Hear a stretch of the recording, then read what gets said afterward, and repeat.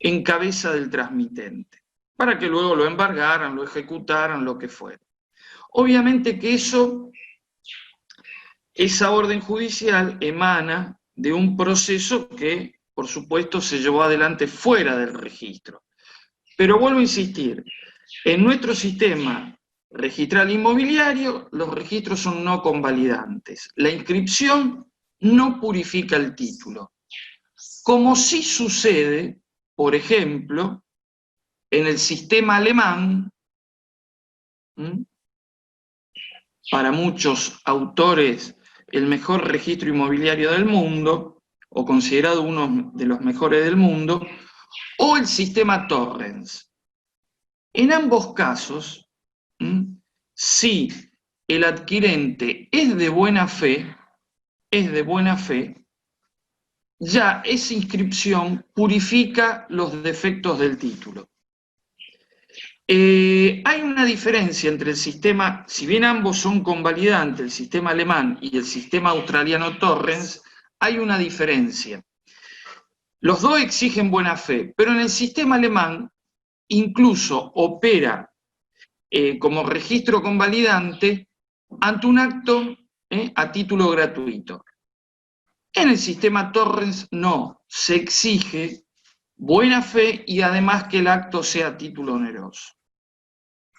Pero simplemente esto es para ubicarlo.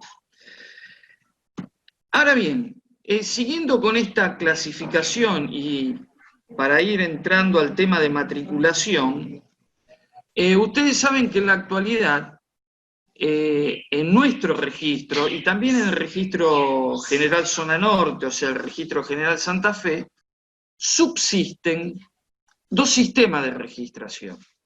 El sistema cronológico personal, que, como dice la palabra cronológico, las transmisiones se van asentando a través del tiempo, cronológicamente, y de personal, la verdad, no tenemos nada. ¿Por qué? Porque este sistema cronológico personal, o vulgarmente tomo, folio y número, carecemos de índice de titulares. A eso se refiere lo personal. Que cuando ustedes, por ejemplo, en el ejercicio de la abogacía, van al registro o de manera online piden a nombre de quién se encuentra tal inmueble, por nombre y apellido o por partida, el registro ingresa a la base de catastro. No es una base propia de esos índices de titulares. Bien, la primera gran diferencia que existe entre el sistema cronológico personal, que dicho sea de paso, nosotros tenemos un porcentaje más o menos entre un 68 y un 70% de todos los bienes inmuebles que tenemos registrados, el otro 30 o 32 está en folio real. El primer tema o inconveniente que se les puede presentar es que no siempre voy a tener el 100% del inmueble. ¿Qué le quiero decir con esto? Vamos a ver un ejemplo. A ver, vamos a suponer que en el año 1970 mi padre compró, siendo casado, un inmueble, sea dominio común o PH, no tiene nada que ver. Lo compró en el año 1970. Bien. Ese bien de carácter ganancial, a nombre de él, se inscribió, por ejemplo, en el tomo 362, folio 15, número tanto, de aquel año 70. Vamos a suponer después que mi padre fallece, se transfiere a los herederos, la mal llamada transferencia por declaratoria. Si a lo mejor alguno o alguna vio en algún dominio de tomo, folio y número, un sello grande que indica todos los sucesores del fallecido o fallecida, que dice transferido a los herederos. Técnicamente eso está mal. Técnicamente es publicidad de la comunidad hereditaria. Ese sello grande que suele aparecer en algún dominio. Bien, pero vamos a suponer, siguiendo el ejemplo, mi padre fallece, se realiza la transferencia y en el año 82 mi madre nos dona a mi hermano y a mí. Y el tomo que le toca a esa donación es, por ejemplo, el tomo 494A, folio 389, número X, de ese año 82, en el cual mi hermano y yo recibimos el 50% por donación. Siguiendo la historia, vamos a suponer que yo en el año 2014 decido comprarle las partes indivisas a mi hermano. El 25% que recibió por herencia y el 25% que recibió por donación. Esa compraventa de un 50% se inscribió, por ejemplo, al tomo 614, folio 255, número tanto, del año 2014. Entonces ustedes vamos a suponer que tienen que pedir el certificado. Yo voy a su escribanía el día de mañana, o a su estudio jurídico, vamos a suponer que ya están ejerciendo la escribanía, y ustedes tienen que pedir el certificado. Bien, en el caso concreto, tienen que citar los 3 tomos, folio y número, por más que sea referido al mismo inmueble. ¿Por qué? Porque tengo el 25% en el tomo del año 70, allá atrás en el tiempo, que recibí por herencia. Tengo otro 25% que lo recibí por donación en el tomo del año 82. Y tengo el 50% restante de ese inmueble adquirido a título de compraventa en el tomo del año 2014. O sea, en el ejemplo, ¿qué le quiero decir? Concretamente, que ustedes se pueden encontrar en un solo tomo folinúmero con el 100% del inmueble o con la totalidad de las partes indivisas que yo soy titular o no. ¿Está claro? Primera diferencia con el sistema de registración de folio real. ¿Puedo o no tener el 100% del inmueble? Eso va a depender que ustedes, el día de mañana, si no tienen el 100% del inmueble, y yo les digo, sí, tengo el 100% del inmueble, van a tener que hacer lo que se llama estudio de título, para ver en qué dominio, o en qué otros dominios, tomo folio y número, están las partes indivisas restantes. Otra diferencia también es que, por ejemplo, en el sistema de tomo folio y número cronológico personal, es que ustedes se van a encontrar con asientos que siempre le va a remitir a otro tomo folio y número. Por ejemplo, se pueden encontrar con un sellito, nada más que un sellito, o con un acta, ahora le voy a explicar la diferencia entre uno y otro, que los remita a un tomo de embargo, por ejemplo, o a un tomo de hipotecas, o a un tomo de marginales. ¿Qué le estoy diciendo con esto? Le quiero marcar la siguiente diferencia, que ustedes en el sistema cronológico personal ven, lo empiezan a estudiar, a analizar el dominio, ven un embargo, para saber los datos de ese embargo, van a tener que pedir o una fotocopia, que es lo más común, o un informe de gravámenes, para ver autos caratulados, juzgado, monto del embargo, profesional que intervino y todos los otros datos que hacen a la anotación del embargo. Eso en folio real no sucede. ¿Por qué? Porque si yo veo un asiento de embargo, por ejemplo, ¿no?, de embargo en una matrícula, tengo todos los datos del embargo, no tengo que recurrir a ninguna otra inscripción. Todos los datos de esa síntesis que conforma el asiento lo tengo en la matrícula. Segunda diferencia importante entre el sistema cronológico personal y de folio real. Ahora bien, yo le decía que el sistema cronológico personal, ustedes habrán escuchado al gobierno anterior, al gobierno provincial anterior, decir que se digitalizaron 10 millones de imágenes y demás. Bueno, no es tan así, por empezar, no es tan así.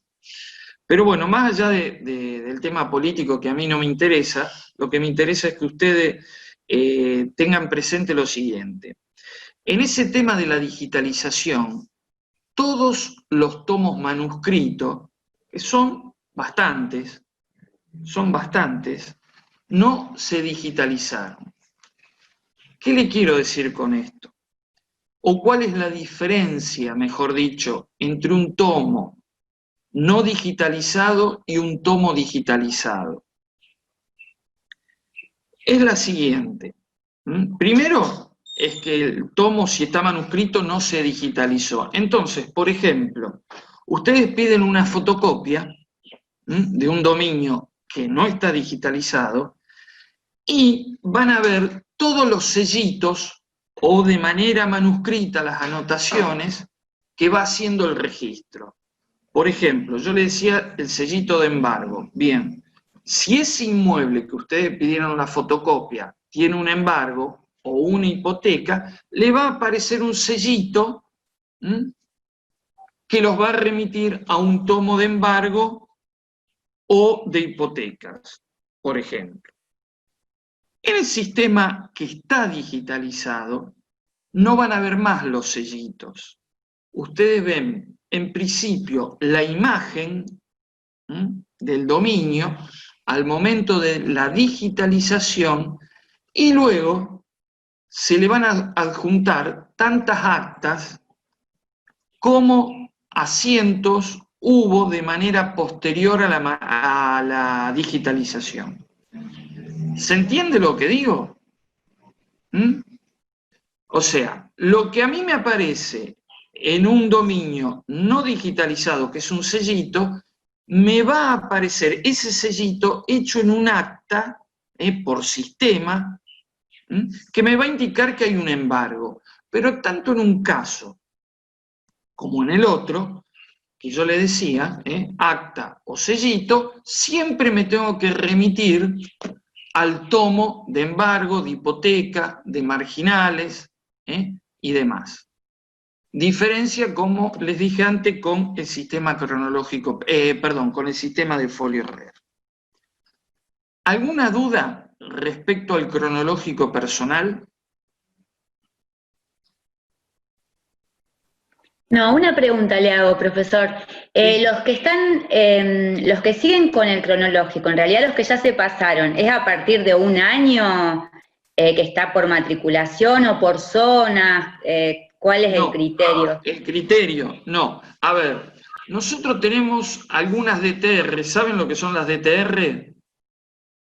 Las disposiciones técnicos registrales, que tienen, digamos, efecto hacia adentro del registro y también se las publicita hacia afuera. Por ejemplo, a ver, vamos a suponer cualquier tema vinculado con la calificación registral. Por ejemplo, el registro no acepta la cesión de herencia por acta judicial. Bueno, hay una DTR vieja, la número 3 del 85, que estableció ese criterio hacia adentro. ¿Por qué? Porque hacia adentro rechazamos las actas judiciales que contengan cesión de derechos y acciones, no la inscribimos y a su vez a los usuarios le avisamos que no la ingresen. Bueno, ese es el sentido de las DTR, tanto hacia adentro o hacia afuera. Yendo a la pregunta concreta, tenemos algunas DTR que establecimos para el pase o el cambio de sistema de registración de tomo folinúmero a matrícula. ¿Cuáles son? Por ejemplo, en los fideicomisos. Una figura que, la verdad, que funcionó muchísimo. En el sistema inmobiliario, el fideicomiso tuvo, o tiene todavía, un auge bastante importante. Bien, si el dominio de ese fideicomiso, de esa transmisión fiduciaria, está en tomo folinúmero, nosotros lo matriculamos cuando ingresa. El segundo caso es otra figura que no tuvo para nada el éxito que tuvo el fideicomiso. Muy poco hemos visto el leasing inmobiliario, muy poco. Pero también la DTR indica que ante un dominio, ante un documento portante de un leasing inmobiliario que ingrese, siendo su antecedente dominial, tomo folinúmero, lo matriculamos, o sea, lo cambiamos de sistema de registración y lo pasamos a folio real. Otro de los casos, que hubo uno, es el derecho de superficie. También, si el antecedente dominial está en tomo folinúmero, lo matriculamos.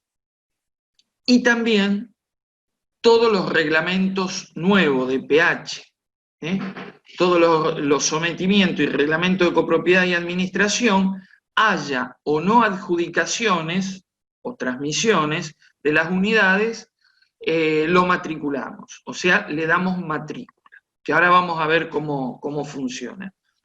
En realidad, para que ustedes tengan una idea, la ley del año 68, la ley provincial reglamentaria de la ley 17.000, ustedes saben que la ley nacional es la 17.801, en materia registral inmobiliaria, del año 68. El mismo año sale la ley a nivel provincial 6435, también del 68. Bueno, ambas leyes, incluso la provincial, lo que determina es el folio real. Luego de un montón de idas y vueltas que hubo sobre el tema, recién, sobre finales del año 1990, después de un montón de años, de 22 años que pasaron, se pudo crear la primera unidad de folio real en el Registro General Rosario. Hay registros, como yo le dije al principio, nosotros tenemos un 68-70% en tomo folinúmero, el resto en matrícula. Hay registros como el de Provincia de Buenos Aires o el de Ciudad Autónoma que tienen esas proporciones invertidas. Y hay otros registros, como el Registro General Santa Fe. ¿Cómo? Discúlpeme, profesor, en Córdoba también estamos bastante avanzados. Córdoba ha pegado un salto muy, pero muy importante, es verdad. Muy, pero muy importante. Y tengo entendido que no solamente en el tema de matrícula, sino en el tema de los documentos, del ingreso de documentos digitales. Directamente. Ayer, por ejemplo, tuve un caso en el registro de la propiedad inmueble donde fuimos con un oficio judicial para una adjudicación y bueno, me mandaron de vuelta con el oficio y hay que presentar todo digital. El auto de adjudicación, el oficio, todo el trámite es digital. Sí. A ver, nosotros en algún momento estábamos mucho más adelantado que Córdoba, pero Córdoba, hay que reconocerlo, en este último tiempo, no sé, serán 2, 3 años, la verdad que nos pegó un salto impresionante. Yo creo que Córdoba se está ubicando, por el dato que yo tengo, de cómo están trabajando, y atrás de Provincia de Buenos Aires y de Ciudad Autónoma, que ellos hace años que vienen con... Pero ha pegado un salto impresionante, sí, es verdad, es verdad. Nosotros estamos en camino de eso, pero fíjense que nosotros todavía no tenemos la firma digital, por ejemplo. El registro no tiene firma digital. Entonces, no podemos trabajar con documentos online que requieran de la firma digital. Pero bueno, les decía que recién en el 1990 se creó esta primera unidad de folio real. Ahora, lo que debe ser es que pasemos a folio real, porque eso determina la ley. Pero la verdad que no tanto por el parque informático, porque ustedes saben que está la ley convenio, saben que cuando hacen un trámite en el registro pagan 2 veces, pagan lo fiscal y la ley convenio, la famosa estampillita. Bueno, gracias a esa estampillita, el registro tiene un parque informático bastante actualizado. Yo no soy especialista en la materia, pero por lo que dicen los entendidos. Y para que ustedes tengan una idea, con esa estampillita se paga la guardia, el gas, la luz, todo el parque informático. Hay 35 personas que son contratadas por lo que se llama la ley convenio. Pero bueno, no es tanto el problema, a mi modo de ver, de recursos informáticos, sino de recursos humanos. No tenemos la cantidad de personal suficiente para llevar una transformación profunda. Bien, pero bueno, tengan presente que algunas cosas, algunos actos, los matriculamos. ¿Cuál es el objetivo? Matricular la mayor cantidad posible. Se deja de manera residual lo que sería el tema de las partes indivisas. ¿Por qué? Porque implica trabajar con todos los antecedentes dominiales y llevarlo a la matrícula. En el ejemplo que yo le di de los 3 tomos y folio de mi familia, sería trabajar con esos 3 tomos y folio y llevarlo a matrícula. Por eso, en algunos casos, también estamos llevando, cuando tenemos en un solo tomo, folio y número, el 100% del inmueble. Pero bueno, eso es tomo, folio y número.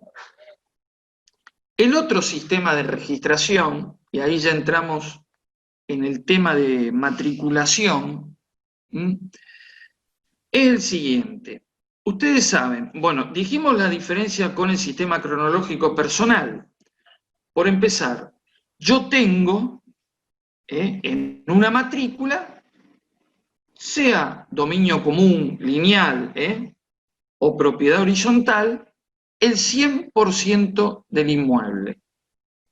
Desde que se matricula hacia adelante, como decía ese gran jurista, gran profesor, el doctor Andorno, es como una radiografía del inmueble desde que se matricula hacia adelante.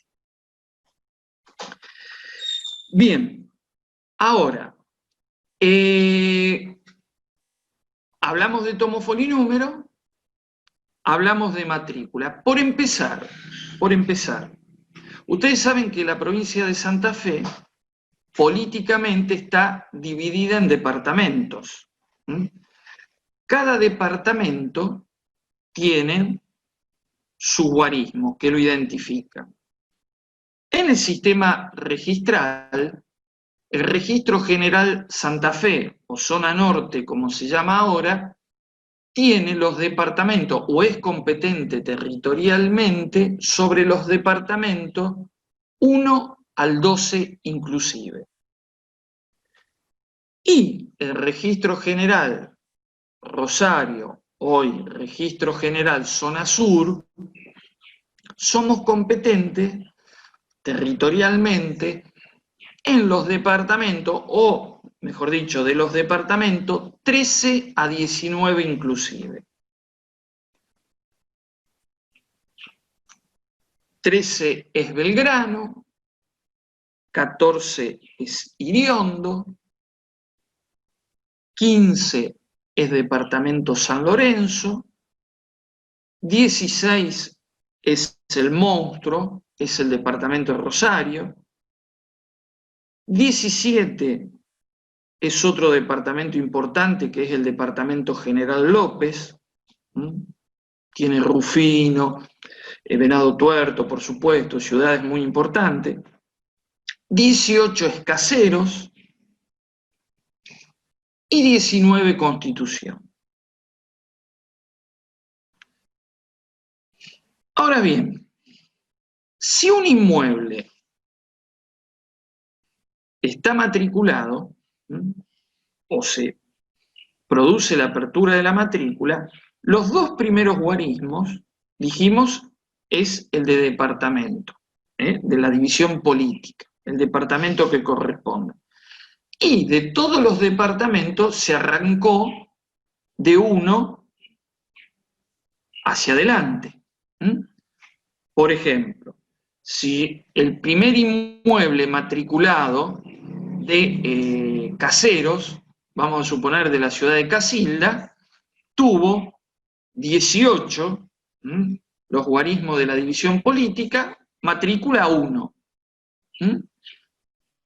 Que todos los números de matrícula se repiten en los departamentos en mayor o menor medida, lo que va a indicar cómo la ubicamos dentro del registro, cómo la registramos, es la división política. ¿Se entiende? Si ustedes le erran en la división política, en los dos primeros guarismos, le va a salir una matrícula de otro departamento, el día que pidan un informe, un certificado, lo que fuere. ¿Está claro? O sea que cada departamento se arrancó con la matrícula 1. Por supuesto, a través del tiempo, dada la importancia de cada departamento, ha superado Rosario, bueno, el número de matrícula es el mayor que, por supuesto, Belgrano. Hay matrículas que están en Rosario, el número, que no se van a repetir en Belgrano, porque Belgrano es un departamento chico.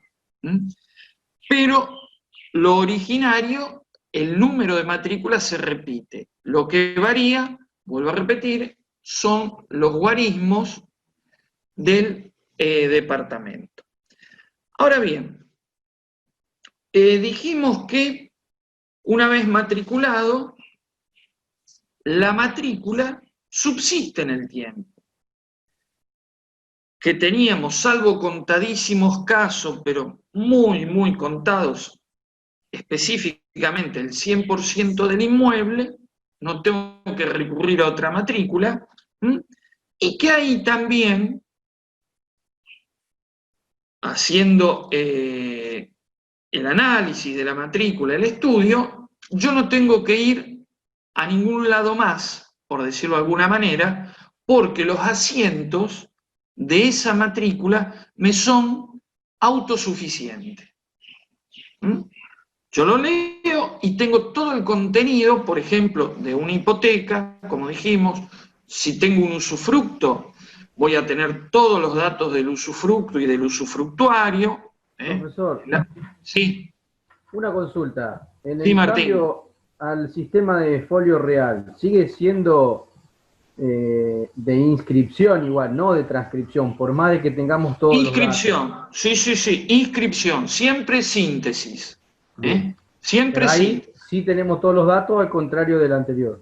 Exacto, o sea, la síntesis del asiento a ustedes le permite hacerse del contenido esencial, por ejemplo, de un embargo o de una hipoteca. No tienen que ir a ningún otro lado, a ninguna otra registración, que sí tienen que ir en el sistema de tomo folio y número, porque en el sistema de tomo folio y número o tengo el sellito o tengo el acta. También de inscripción, pero me indica tanto en un caso como en el otro, a qué tomo, folio y número tengo que ir, por ejemplo, de embargo, o de hipoteca, o de marginales. ¿Está? Eso en cronológico personal. En matrícula, en folio real,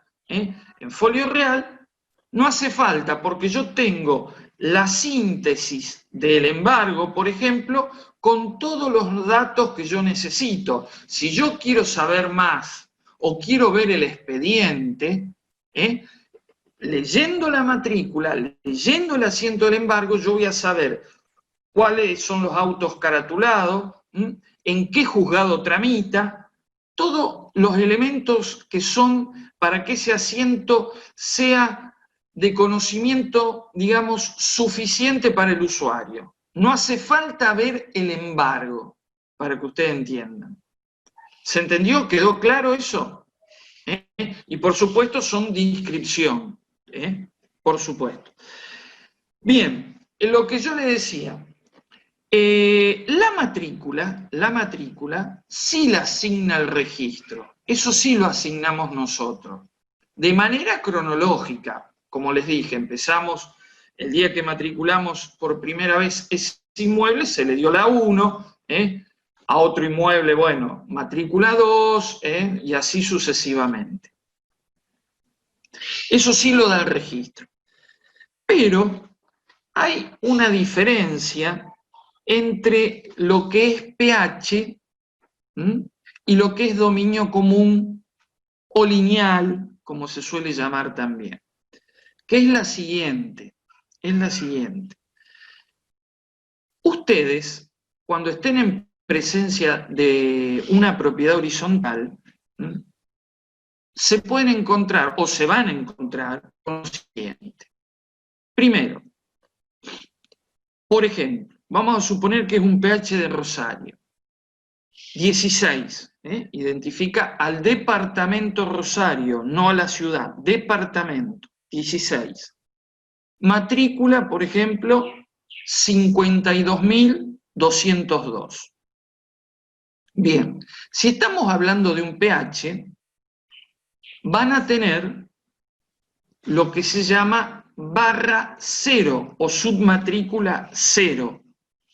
O sea, 16, 52.202 barra 0.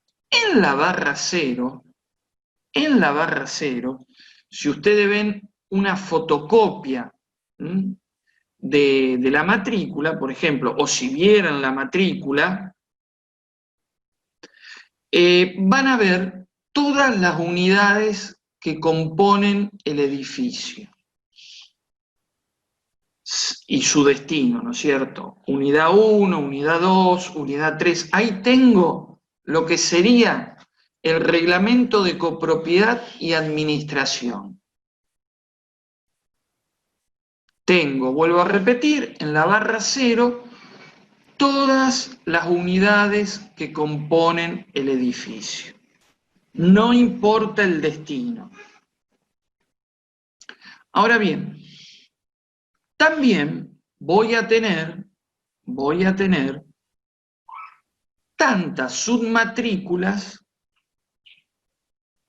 como unidades haya o compongan el edificio, que compongan el edificio. Bien, por ejemplo, voy a tener 16, 52.202 barra 1, 16, 52.202 barra 2, 16, 52.202 barra 3, o sea, voy a tener tantas submatrículas como unidades tenga. Entonces, yo cuando empiece a trabajar, si quiero pedir, por ejemplo, un certificado para vender, yo voy a pedir ese certificado exclusivamente por la unidad. Si voy a transferir la unidad 15, voy a pedir como nota de dominio 16 52.202 barra, creo que le dije 13, no me acuerdo, barra 13. Bien, ¿por qué? Porque ya ese inmueble está matriculado con esa matrícula y submatrícula. Y con eso, ahí tengo el 100% de esa propiedad horizontal. ¿Está claro? ¿Mm? Cuidado, yo le di el ejemplo de Rosario.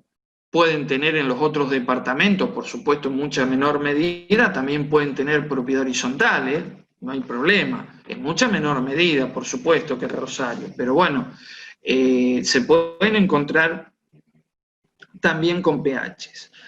Bien.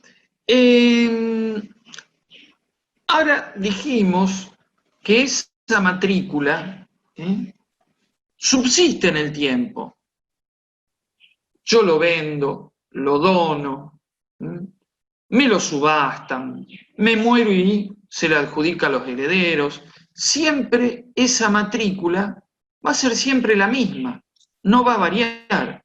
Cosa que si yo estuviera en tomo, folio y número, se van dando nuevos tomos, folio y número, nuevos tomos, folio y número de cada acto que se realice. En matrícula no, se van a hacer asientos, dentro de un ratito vamos a ver los rubros, pero se van haciendo asientos.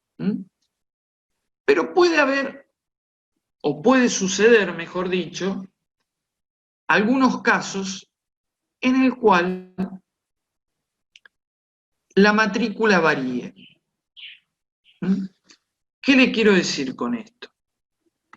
Por ejemplo, vamos a suponer una matrícula del departamento, a ver, alguno que no dijimos, 19 Constitución. 19 Constitución, bien. Vamos a suponer que tenemos la matrícula que se dio originariamente al lote A, 3202. Tengo 19, división política, y la matrícula que asignó el registro a ese lote A, 3202. Bien, vamos a suponer que yo hago confeccionar un plano de mensura y subdivisión,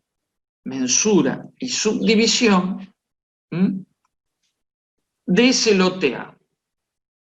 Y me surgen, en virtud del plano, cuestión reglamentaria catastral aparte, vamos a suponer que las medidas y todo se permite, eso lo verifica el agrimensor y demás, se subdivide el lote A en virtud de ese plano y surge el lote 1 y el lote 2.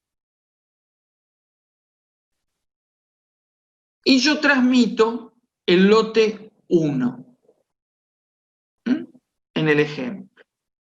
Puedo transmitir los dos lotes, pero para que vean cómo funciona un poco el registro puertas hacia adentro. Bien, primero de todo, el registro va a abrir dos nuevas matrículas,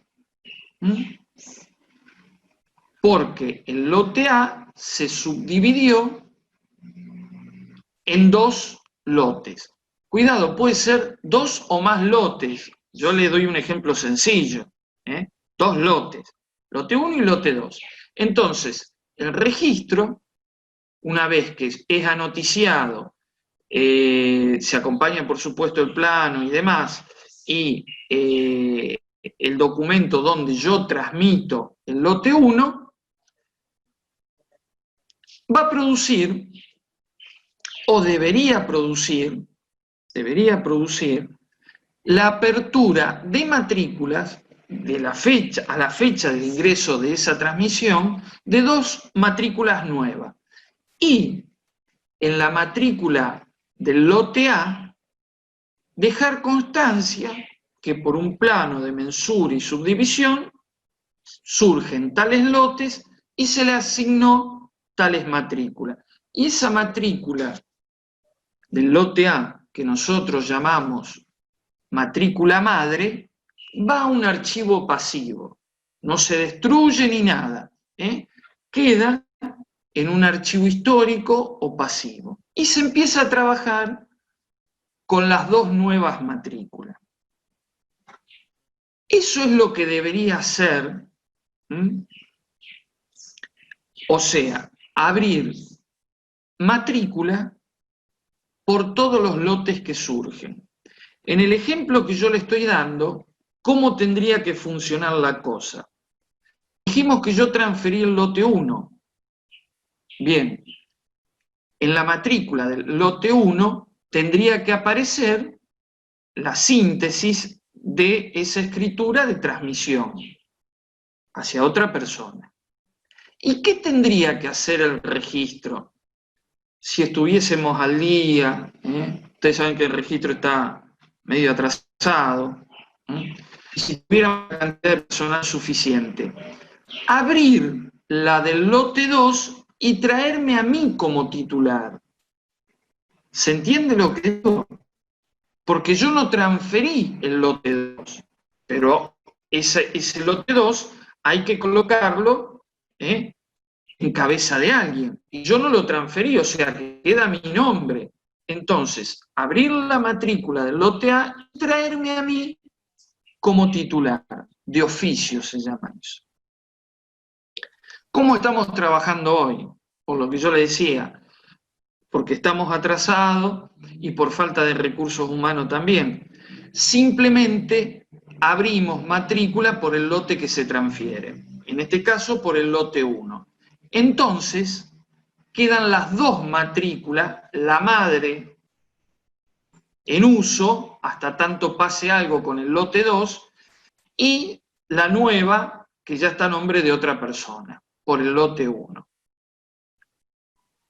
¿Se entendió?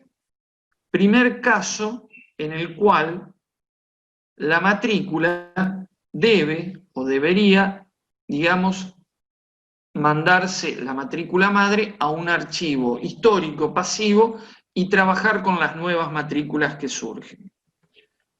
¿Se entendió? ¿Sí? Bien. Segundo caso. A la inversa. Yo tengo, por ejemplo, 2 o más lotes y por un plano. Profesor, Sí. una consulta. Y en, Sí. en la matrícula madre que queda, ahí igual hay que hacer una anotación que ese lote se Sí, dividió. sí, yo creo que les dije, se hace una anotación se deja constancia del plano, de la subdivisión que surge del plano y de las matrículas que se asignaron a esos nuevos lotes. Lo que pasa que si el registro no abre las que yo no transferí, no las abre de oficio, van a coexistir esta matrícula madre, hasta tanto ver qué pasa con el lote 2, con la matrícula del lote 1. Si bien siguen caminos distintos, pero no se manda la matrícula madre al archivo. ¿Por qué? Porque todavía por el lote 2 no se abrió matrícula. ¿Se entiende? O sea que el lote 2 queda en la matrícula madre, hasta tanto suceda algo. Por ejemplo, en algún momento estábamos abriendo matrícula con hipotecas. Si yo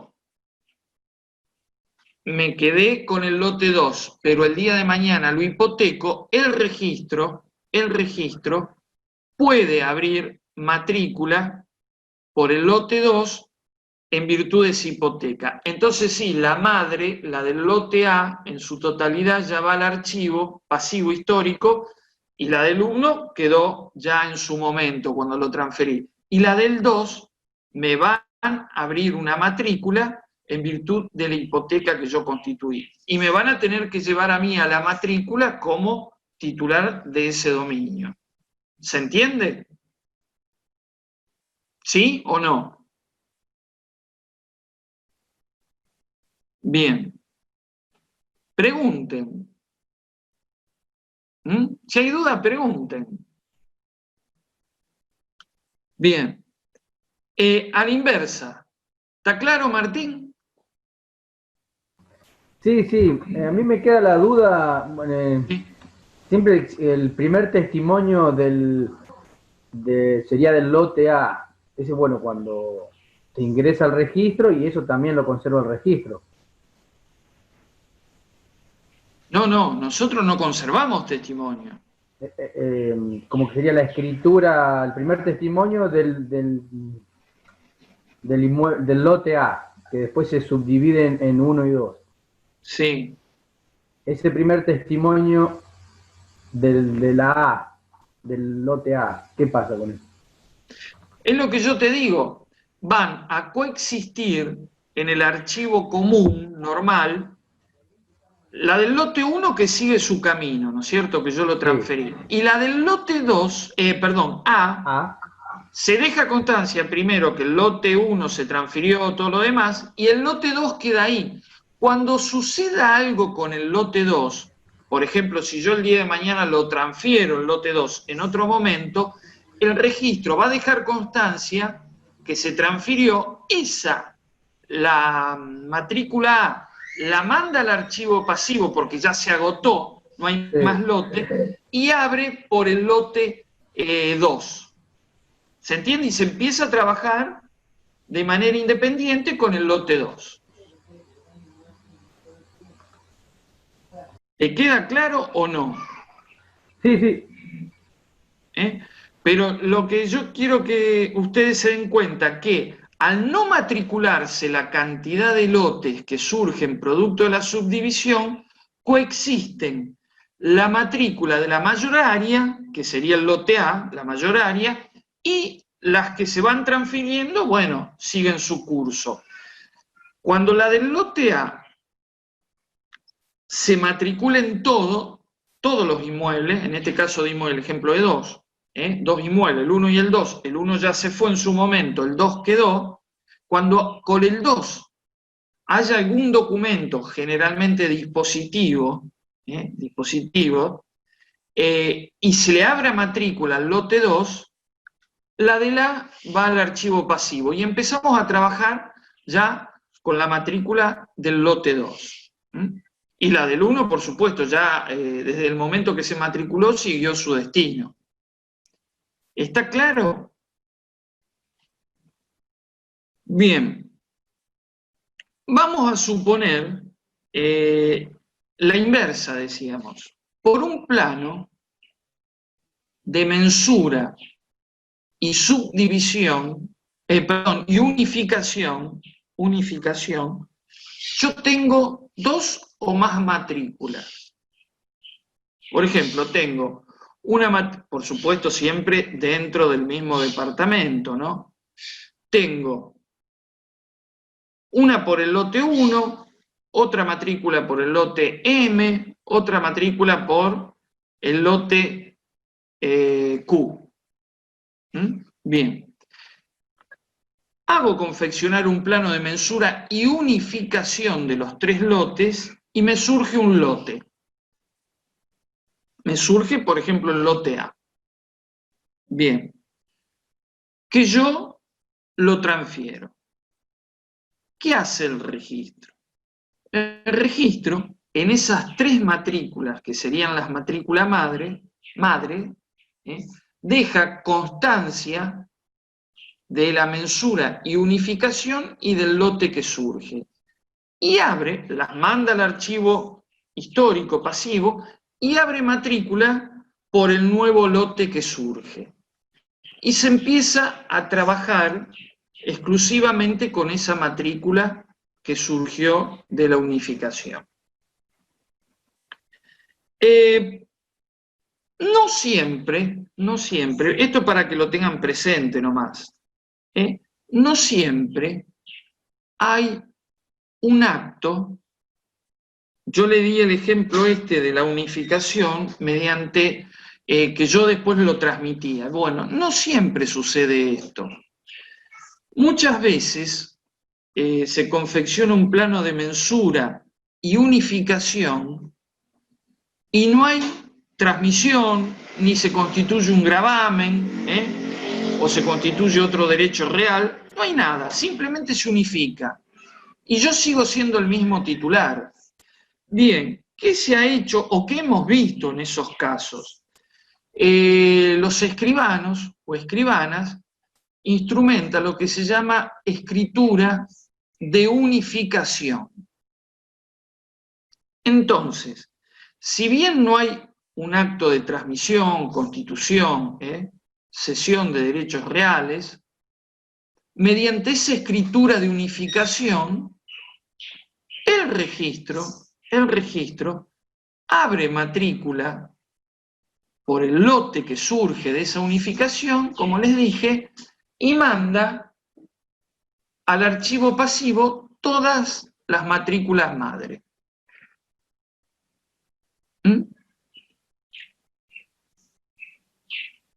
Lo hemos visto, no le voy a decir que se ve seguido estos casos de escritura de unificación, pero bueno, es la forma de anoticiar al registro, cuando no hay otro tipo de acto. Tercer caso, por el cual una matrícula, entre comillas, desaparece, entre comillas, no me gusta el término desaparece, deja de tener vigencia, digamos, si bien tengan presente que las mismas son, se guardan en este archivo histórico pasivo por cualquier eventualidad. El tercer caso es el cambio de régimen.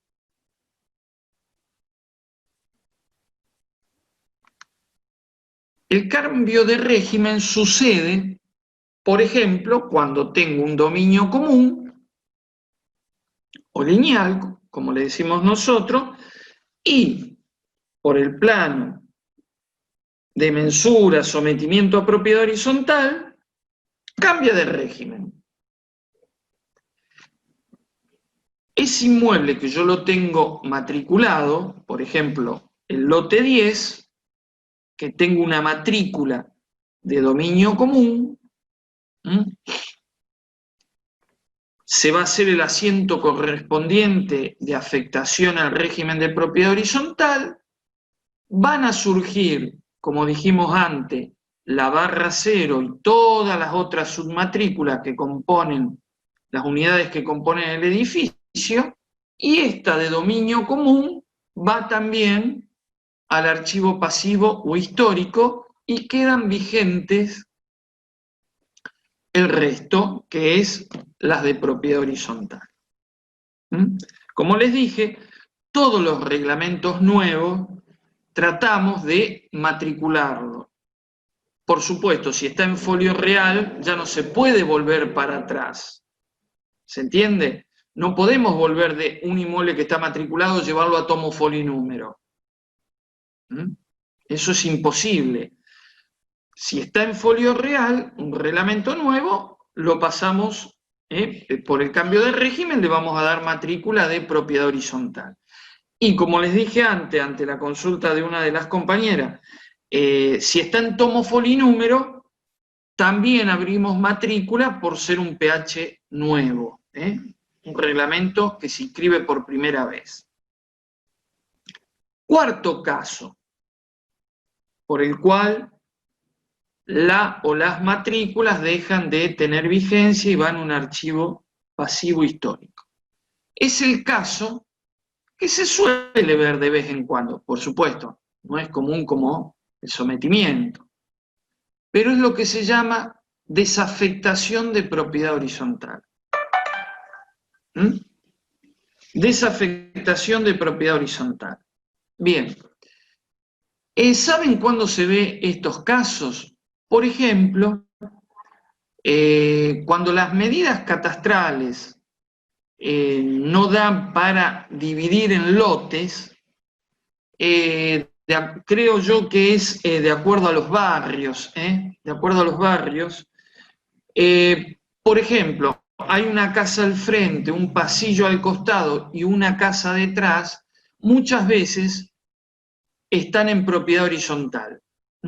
O los departamentos de pasillos, todos departamentos de pasillos, muchas veces también están en propiedad horizontal. ¿Por qué? Por una cuestión catastral.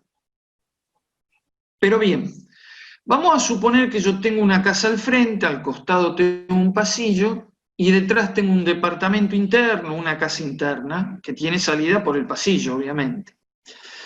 Y soy dueño de todo, por ejemplo. Bien. Hago confeccionar el plano de mensura y de desafectación de propiedad horizontal, hago o otorgo, no se olviden que las partes otorgan y el escribano o escribana autoriza, técnicamente es así, la escritura de desafectación de pH. Con lo cual, si yo tenía, en el ejemplo, tenía 3 matrículas, porque tenía una por la casa de adelante, una por el departamento o casa interna, y una por la totalidad del pasillo, en el ejemplo, esas 3 matrículas, por supuesto, siempre se hace el correspondiente asiento, que deriva a la nueva matrícula, porque yo, al desafectar, me surge un lote, por ejemplo, de terreno, y el registro va a abrir matrícula a la inversa que el caso anterior, en este caso de dominio común, y las 3 matrículas que estaban por pH, las manda al archivo histórico o pasivo. ¿Está? Estos son los casos que le puede variar la matrícula: subdivisión, unificación, sometimiento o desafectación del régimen de propiedad horizontal. Hay otro caso que no le varía la matrícula, pero se lo comento para que lo tengan presente por cualquier situación. Es cuando, que solamente registramos uno hasta ahora, cuando se constituye un derecho real de superficie. Es otro caso, me había olvidado de decirle, que si el inmueble está en tomo, folio y número, lo matriculamos. Se matricula, porque tenemos una DTR, mejor dicho, una instrucción de servicio. Y si el inmueble ya está matriculado, o sea que el inmueble está en folio real, lo que se hace cuando se constituye el derecho real de superficie es, o lo que deberíamos hacer, es abrir una matrícula con el mismo número. Por ejemplo, si la que contiene el dominio es 17.4202, vamos a abrir una matrícula 17.4202 que se identifica con la S de superficie. Y todo lo que suceda en relación al derecho real de superficie va a estar en esa matrícula S, aunque las dos caminan siempre juntas, por decirlo de alguna manera. Siempre van a estar las dos juntas. Nada más que por cuestiones de registración decidimos en su momento, para ser mucho más claro, más entendible para el usuario los asientos, crear esta matrícula paralela en algún sentido, donde va a contener todo lo relacionado con el derecho real de superficie, pero no me va a variar el número de matrícula. ¿Está claro? Las dos van a ir juntas. Perdón, no entendí las 5. ¿La podés repetir? Sí. A ver, es cuando ingresa un derecho real de superficie. Yo lo que les dije es, si el inmueble, si el dominio está en tomo, folio y número, lo tenemos que matricular. O sea, lo cambiamos de sistema de registración y lo pasamos a folio real. Le asignamos una matrícula. Pero a su vez, tanto si le abrimos matrícula o si ya el inmueble está matriculado, o sea, si ya el inmueble consta en folio real, si ya el inmueble es uno de esos del porcentaje que yo le dije del 30% que tenemos en matrícula, tanto en un caso como en el otro, se abre paralelamente una matrícula con el mismo número, nada más que va a tener una sigla que diga S, que las dos marchan juntos ante cualquier registración, pero que en la barra S voy a tener todo lo relacionado con el derecho real de superficie. ¿Está claro? En una tengo el dominio y en la otra, que vuelvo a insistir, deben marchar unidas, dentro del registro, por supuesto, voy a tener en la S todo lo relacionado con el derecho real de superficie. ¿Se entendió ahora? Sí, gracias. Eso y cuando es tomofolio y número también subsiste. Sí, cuando es tomofolio y número, el registro primero tiene que matricular el inmueble. Por ejemplo, yo tengo un dominio en el tomo 502, folio 704, número X. Bien, ingreso un derecho de superficie. El registro tiene, por DTR, tiene que ese inmueble que está en tomofolio y número, abrirle una matrícula. Ejemplo, 17.4202. Pero por ser derecho real de superficie, por ser un derecho real de superficie la que dio origen a todo este tema, va a abrir la 17.402 con el dominio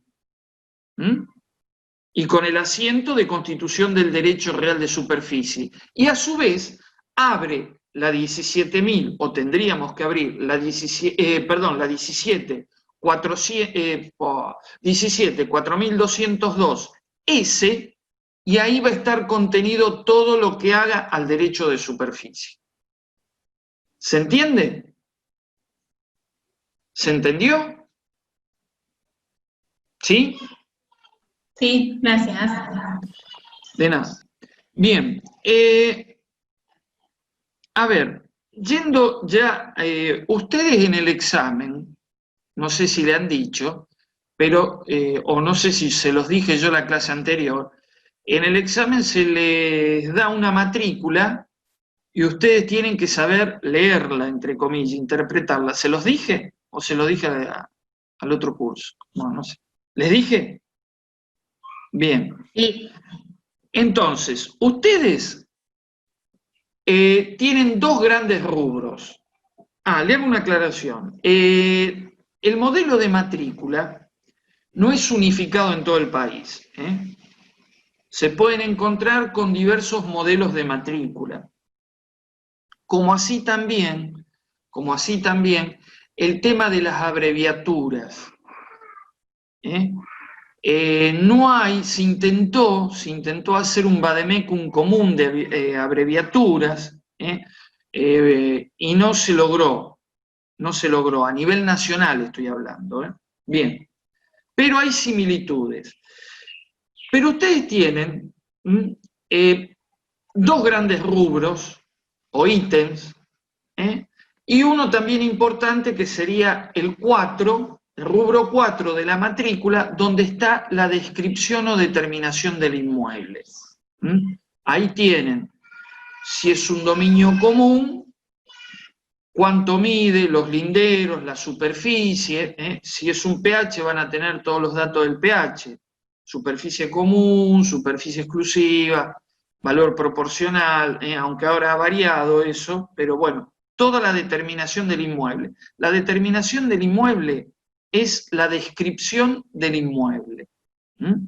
Bien. Y después tienen el rubro 6, que en el rubro 6 tienen todo lo que hace a la titularidad del bien.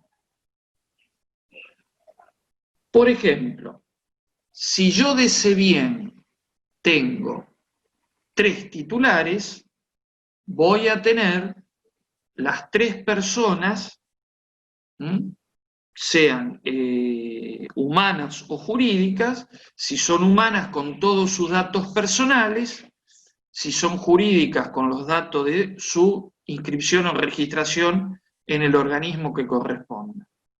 Y la proporción que tienen en ese dominio. Si cada uno tiene un tercio, puedo tener un tercio, que me indique un tercio, o 33,33, lo puedo tener en porcentaje o en fracción. Y también se me puede presentar que no siempre tengan la misma proporción. Por ejemplo, puedo tener 2 condóminos, ejemplo, en el cual uno adquirió un 80% y el otro 20%. Bueno, en los asientos, en matrícula, se aclara. Fulano de tal, con todos sus datos personales, un 80% adquirido. Hay un casillero que permite. El otro titular, titular 1-2, el 20%. Y en el rubro 6, también ustedes van a encontrar todo lo que hace a las certificaciones. Todos los certificados que se piden, el registro general Zona Sur lo anota en el rubro 6. Por otra parte, otro rubro muy importante es el rubro 7.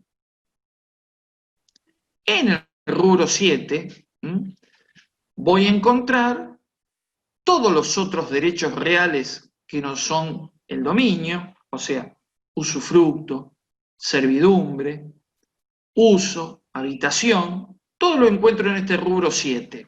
A la derecha, la matrícula de la mitad hacia abajo está dividida en 2. Rubro 6, rubro 7, a la derecha. Bien.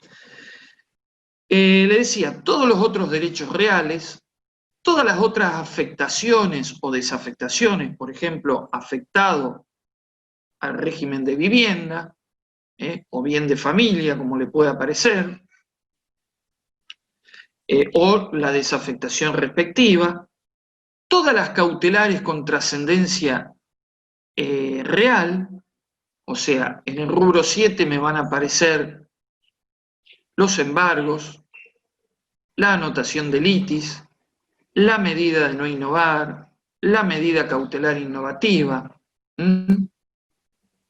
me puede aparecer las hipotecas y sus cancelaciones.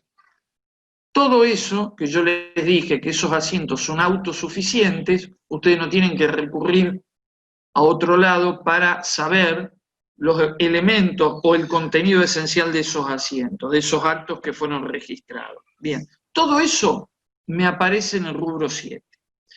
Puedo tener eventualmente también en el rubro 4, en el de la descripción del inmueble, por ejemplo, alguna rectificación de la descripción del inmueble, pero los dos rubros centrales son el 6, titularidad y los certificados, y el 7, otros derechos reales, medidas cautelares, afectaciones, desafectaciones y demás. Lo que yo también le quiero es que ustedes sepan, a lo mejor ya lo saben, pero bueno, es que los asientos, por supuesto, llevan un número, ese número se asigna cronológicamente, asiento 1, asiento 2, a medida que se van registrando, y que también se relacionan dentro del mismo rubro o entre los distintos rubros. Por ejemplo, vamos a suponer que un inmueble, por supuesto, está matriculado, ingresa un embargo. Ese embargo, en el momento que se anota, recibe el número de asiento 2. Bien. Después ingresa otro embargo, asiento 3, ingresa otro embargo, cronológicamente estamos hablando, asiento 4, Y después ingresa el levantamiento del embargo de la 102. ¿Hasta ahí estamos? Dijimos, embargo a 102, ingresa otro embargo a 103, otro embargo a 104, nada que ver entre sí los embargos, y después ingresa el levantamiento del embargo de la 102. Bueno, en el asiento de levantamiento de ese embargo se va a relacionar y, si bien es el asiento 5, le va a decir, entre comillas, van a ver ustedes, van a tener la constancia de que se levanta el embargo del asiento 2. ¿Se entiende? O sea, estamos hablando dentro del mismo rubro, asientos que se relacionan. Vuelvo a repetir, yo tenía un embargo que cronológicamente se le dio la 102, pasa el tiempo, hay nuevos embargos, se levanta ese embargo de la 102 y le toca, por ejemplo, la 105 al levantamiento, pero ese levantamiento que se anota en el 105 me va a relacionar qué embargo se está levantando y de qué asiento. En el ejemplo, el asiento 2. Eso es dentro del mismo rubro. Ahora puede ser que, por ejemplo, sean distintos rubros los que se relacionan. Ejemplo, vamos a suponer que yo tengo 2 titulares con todos sus datos, el título de adquisición, bueno, la fecha de ingreso del documento, el número de presentación. La clase que viene yo les voy a mostrar algunas matrículas, porque hoy no vamos a hacer tiempo, pero para que ustedes tengan una idea. Bien, en el rubro 6 está el asiento 1, donde tengo esa doble titularidad, esos 2 titulares, cada uno, por ejemplo, el 50%. Bien, ingreso un embargo. El embargo, dijimos, va en el rubro 7. Pero resulta que el embargo es por la parte indivisa o el porcentaje de uno de esos 2 titulares. Entonces, en el embargo que se hace en el rubro 7, va a llevar su número de asiento respectivo de acuerdo al ingreso de ese rubro, 1, 2, 3, el número que le toque, pero en el contenido del asiento me va a decir, relaciona titular rubro 6, 1, 2, por ejemplo. Asiento 1 y el titular 2, porque está en segundo orden de ese mismo asiento. Vuelvo a repetir. El embargo va a merecer un número de asiento de manera cronológicamente. Pero en el rubro 7 se va a notar. Pero en el embargo, como no es por la totalidad del inmueble y por ambos titulares, sino por uno y por su parte indivisa, o por su porcentaje, me va a decir que relaciona rubro 6 a 101, en el ejemplo de la titularidad, titular 2, por ejemplo. Entonces ustedes, cuando leen la matrícula, saben que ese embargo está sobre tal titular y su porcentaje indiviso o proporción. El otro, la otra persona, a nombre de la otra persona, no consta embargo. ¿Está?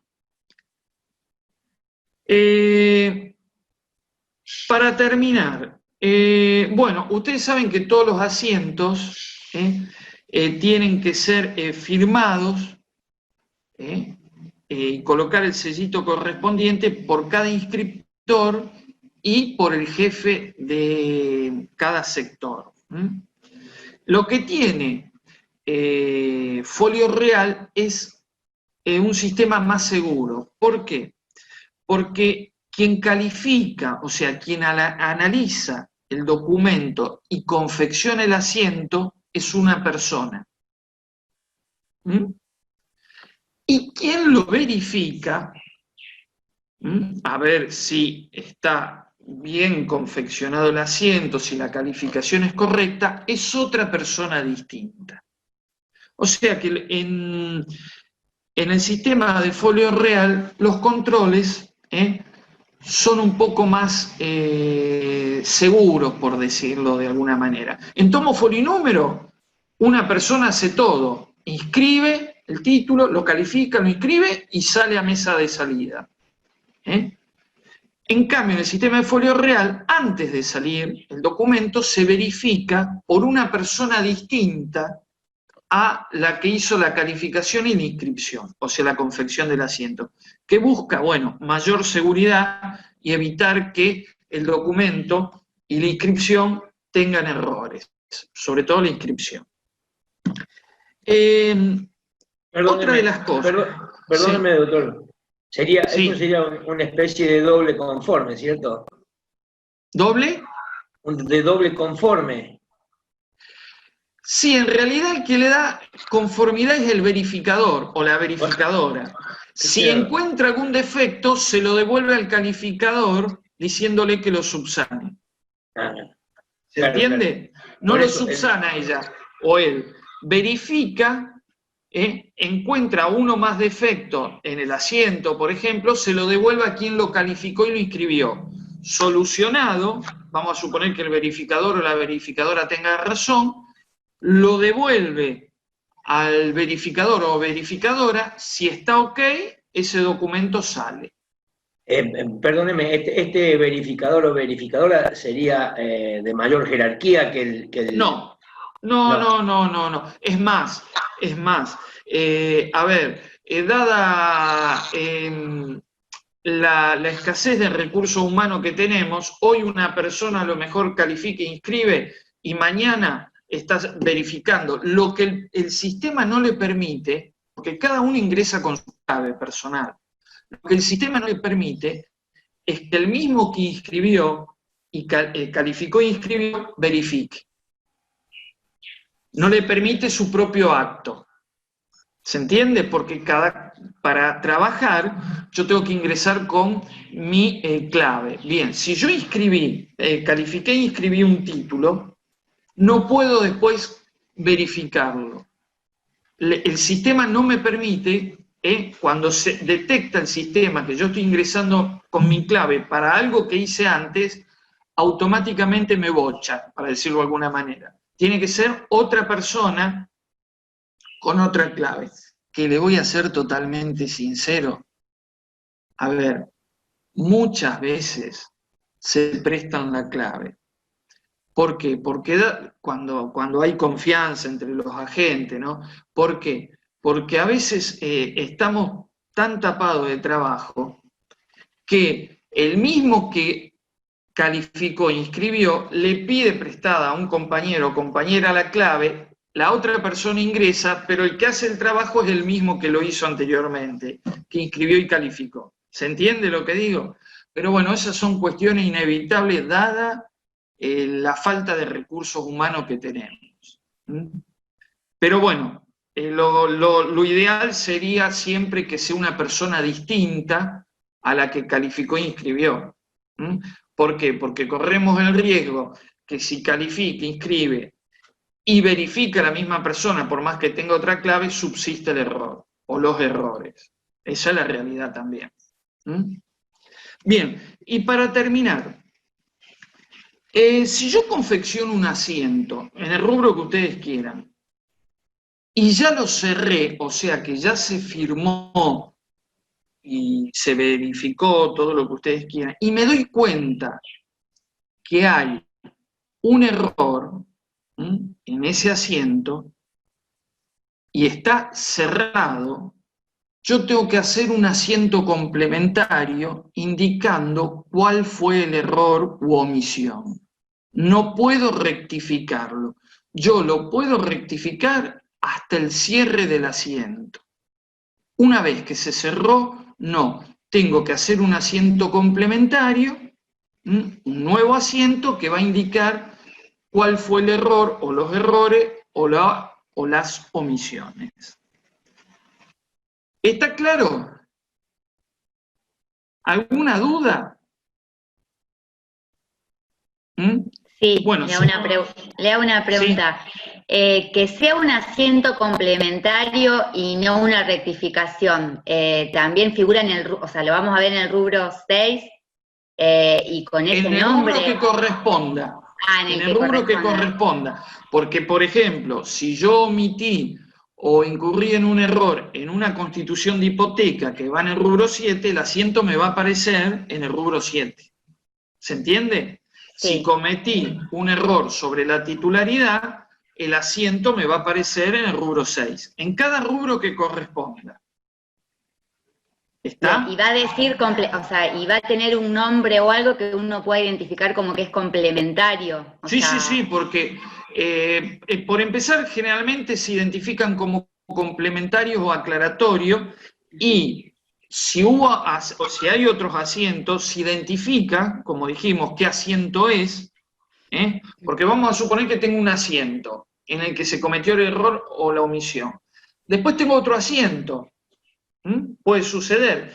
Y, por ejemplo, cuando hay escritura simultánea, y nos damos cuenta que en el primer asiento se cometió el error. Entonces, hacemos el asiento complementario, pero relacionamos con el asiento que se cometió el error.